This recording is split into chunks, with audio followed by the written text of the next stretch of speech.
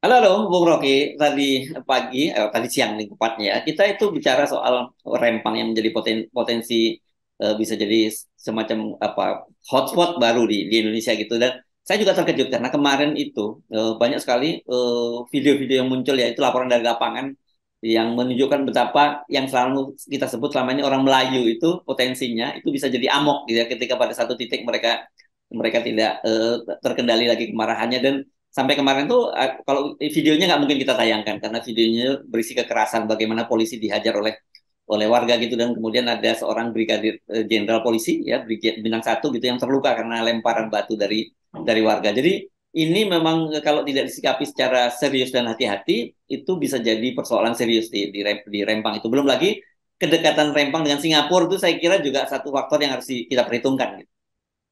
Ya, artinya kita jadikan Rempang ini semacam pusat analisis stabilitas politik Indonesia. Saya mulai dengan istilah tadi, ada AMOK gitu. Dan di dalam antropologi politik itu ada tradisi yang hanya ada di dalam masyarakat Melayu tuh. Hmm. Ya, seputar Indonesia, Malaysia segala macam. Betul, para antropolog memberi nama itu emak, bahasa Indonesia emak, bahasa Indonesia amok gitu. Hmm. Yang ditafsirkan orang sebagai kemampuan masyarakat untuk tidak lagi peduli pada tatanan karena memang dia udah sampai pada semacam pikiran bahwa to be or not to be, hancur atau bertahan, kan itu intinya kan. Hmm. Dan itu bahkan sering kalau kita belajar sejarah linguistik, politik linguistik itu, amok itu jadi keterangan untuk membaca psikologi sosial satu masyarakat tuh.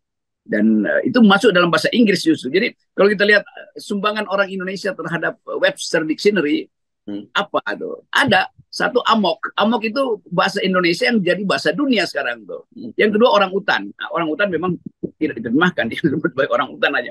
Hmm. Tetapi yang lebih inti sebetulnya adalah mental atau psikologi bangsa Melayu yang merasa bahwa negeri ini adalah negeri yang diasuh melalui kesederhanaan, melalui tolong menolong tuh.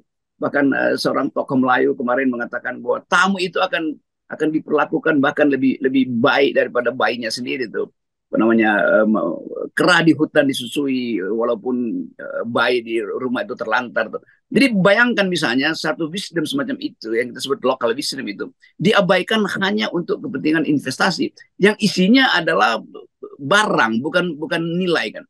Setiap kali investasi masuk di situ, maka berlaku prinsip bahwa semua hal harus disingkirkan, termasuk kultur.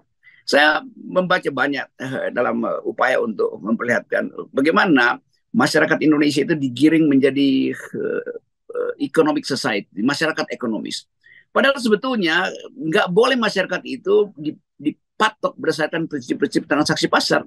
Boleh ada yang disebut sebagai market uh, ekonomi. Ekonomi pasar itu adalah metode untuk mengefisienkan supply and demand. Tetapi kalau metode itu dipaksakan menjadi tempat supply and demand nilai-nilai Melayu itu nggak mungkin, itu akan ada pemberontakan. Karena Melayu tidak mengenal transaksi ekonomi pasar. Mereka mengenal value, mereka mengenal kebiasaan, mereka mengenal sapa menyapa, bantu membantu. Jadi ini yang mesti jadi latar belakang kultural untuk mengerti kenapa rakyat Melayu itu ngamuk kemarin tuh, dan betul-betul itu dasar eksistensial mereka tuh. Walaupun mulai ada sinyal bahwa ya itu Melayu itu kan banyak kelompok di situ. Oh iya, organisasinya macam-macam tuh. Seolah-olah ini organisasi tidak seutuhnya masyarakat Melayu. Ini juga provokasi mulai diarahkan di situ. Tapi saya terangkan tadi secara psikologi atau antropologi politik bahwa kolam bersama itu sudah terbentuk, yaitu kolam nilai di kalangan masyarakat Melayu. Dan itu yang kemudian dijadikan hak bagi LSM untuk ikut bersama dengan gerakan masyarakat Melayu tuh. Nah, LSM masuk di situ. Sebentar lagi lawyer-lawyer yang punya otak itu mestinya bantu mereka tuh. Dan itu sebetulnya tadi faktor yang disebutkan Heru tadi bahwa Singapura juga melihat itu sebagai potensi krisis krisis perbatasan, krisis regional. Jadi kelihatannya masalah ini akan jadi isu internasional karena betul-betul di Rempang itu diperlihatkan bagaimana konflik modal di situ dan pengkhianatan atau pengingkaran terhadap local value. Agak panjang nih keterangan saya, sorry ini semacam pendek. Ya, saya kira penting ini untuk ditekankan. Apalagi memang di situ disebut ada satu pabrik kaca terbesar kedua di dunia yang itu asalnya dari Cina. Dan ini pasti berkaitan dengan eksploitasi lingkungan ya, karena kan bahan bakunya itu kan ini bukan sekedar tempat yang strategis, tapi bahan bakunya pasir kuarsa ada di situ. Kemudian yang kedua juga ada proyek, katanya ini proyek dari kelompok Artagraha gitu yang membangun semacam model kayak Ancol di kawasan itu, Eco City disebutnya. Tapi siapapun yang masuk di situ itu jelas itu satu, menyingkirkan masyarakat adat, masyarakat yang bertahun-tahun di situ. Yang kedua ini eksploitasi lingkungan. Dan kalau kalau soal investasi Cina, nah ini yang sering orang jadi persoalan serius adalah berkaitan dengan mereka kan kesadaran lingkungannya itu rendah. Atau sebenarnya mereka gini, mereka maunya ya Cina bersih energinya di sana, tapi kalau di tempat lain kotor nggak apa-apa. Gitu. Ya, itu prinsipnya. Dan kita tahu bagaimana Cina itu bahkan dia umumkan dia akan buang limbah. Dia nggak mau dia tampung di situ kan. Nah, Greenpeace misalnya bersiap-siap itu buat menghadang pembuangan limbah Cina. Tapi Cina nggak peduli. Yang penting asap batu baranya, pabrik-pabriknya tuh berasap. Baik di Cina maupun di luar Cina tuh. Nah, ini sebetulnya yang gagal dipahami oleh negara. Apalagi keterangan Pak Mahfud itu kayak orang yang nggak terpelajar nih Pak Mahfud. Cuman dianggap itu kan pengosongan, bukan penggusuran. Ya dikosongkan buat apa? Dikosongkan supaya ada industri perusak lingkungan masuk di situ kan.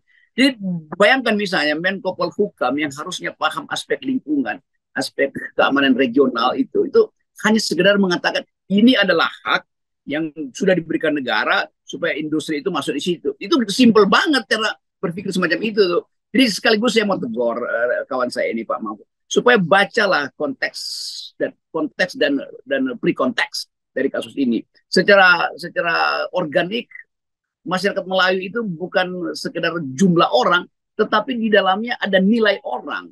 Jadi soal-soal itu yang mungkin harus kita terangkan ulang pada pembuat kebijakan supaya Anda harusnya berpikir maksimal, bukan sekedar pakai hukum positif untuk menggusur orang dan dengan alasan pengosongan.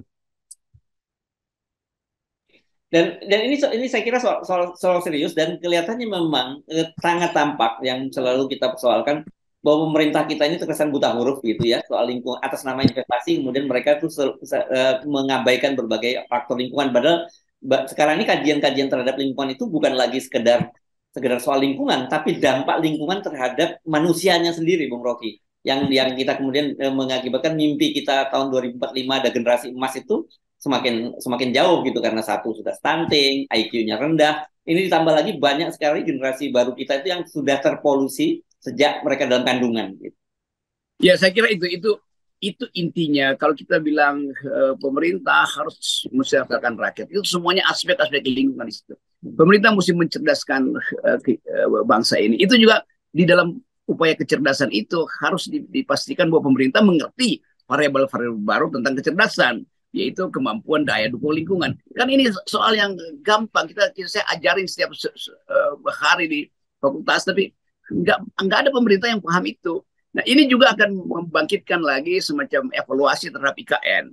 Jadi IKN juga mengalami hal yang sama sebetulnya, yaitu diam-diam ada perusakan lingkungan. Itu yang menyebabkan masyarakat Melayu marah tuh. Nah, saya kira beberapa teman di masyarakat Dayak mulai melihat bahwa yang saya kritik itu ada ekses dari industrialisasi atau ekses dari pabrik-pabrik, ekses dari pindahnya ibu kota yang akan merusak lingkungan di Kalimantan. Jadi dari awal saya melihat bahwa negara tidak paham bagaimana cara merawat atau memuliakan masyarakat adat. Itu intinya. Ya, dan kalau kita lihat Rempang ini, betul seperti Anda sampaikan tadi ya, memang ada deadline bagi pemerintah daerah itu kosong. Tapi kalau lihat perlawanan masyarakat sekarang ini, pemerintah pasti berhitung ulang. Dan ini menjadi potensial, kalau dipaksakan itu justru menjadi tadi faktor yang kita singgung tadi pagi, membatalkan pelaksanaan pemilu. Ya bayangkan ada 17.000 orang itu mau digusur dengan deadline 1 minggu ke depan gitu kan. Kan itu gila itu kan. Itu artinya semacam ya kalau kita bilang ethnic cleansing juga ada benarnya karena dipaksa itu extinction mau dihapus jejak kebudayaan masyarakat Melayu di situ. Itu artinya satu upaya untuk menghilangkan aspek kultural dari bangsa ini kan. Kemelayuan itu dibuktikan dengan kekompakan teman-teman di situ untuk bergabung menantang dan menentang bahkan melakukan rebellion yang sangat keras terhadap aparat kan. Jadi ini ada kondisi yang sangat dekat dengan kekacauan politik menjelang pemilu tuh. Apalagi pasti investor politik asing dalam bentuk intelijen asing mulai membaca itu sebagai satu faktor yang bisa memberantakkan demokrasi di Indonesia. Ya, dan ini karena bagaimanapun juga ini posisi Rempang, Batam di Rempang ini kan langsung Ya, berhadapan dengan Malaysia, dengan Singapura dan sebagainya, dan ini pasti ada kaitannya dengan geopolitik global, dan itu bukan hanya semata-mata persoalan keamanan, tapi persoalan juga lingkungan, persoalan polusi yang mungkin dimunculkan dari limbah dari industri yang ada di situ. ya betul. Jadi kita mau lihat ini satu paket lengkap tentang kondisi ekonomi Indonesia, kondisi politik dan sosial kebudayaan kita tuh. Jadi kita akan diuji apakah kita mampu untuk menghormati Rempang sebagai satu miniatur Indonesia yang hendak disingkirkan justru oleh kepentingan apa namanya kepentingan material pusat tuh. Padahal di situ ada nilai kultural, ada peradaban, dan itu pertanda bahwa Indonesia ini memang buta huruf terhadap nilai-nilai lokal yang sekarang justru lagi dipujikan dunia tuh.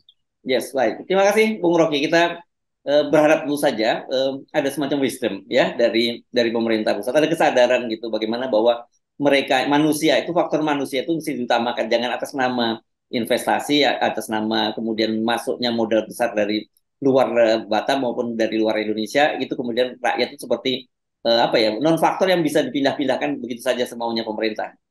Betul, dan kita ingat Pak Jokowi bilang kami Pancasila, lalu orang bertanya, Hmm. kamu Pancasila, di mana keadilan sosial, di Hmm. mana kemanusiaan adil dan beradab di Rempang? Nah, saya kira itu tanda tanya besar. Yes, baik. Terima kasih, Bung Rocky. Tetap 0% buat kita selalu posisi kita. Yes. Posisi Pancasila. Oke. Okay. Makasih, Bung Rocky. Yo,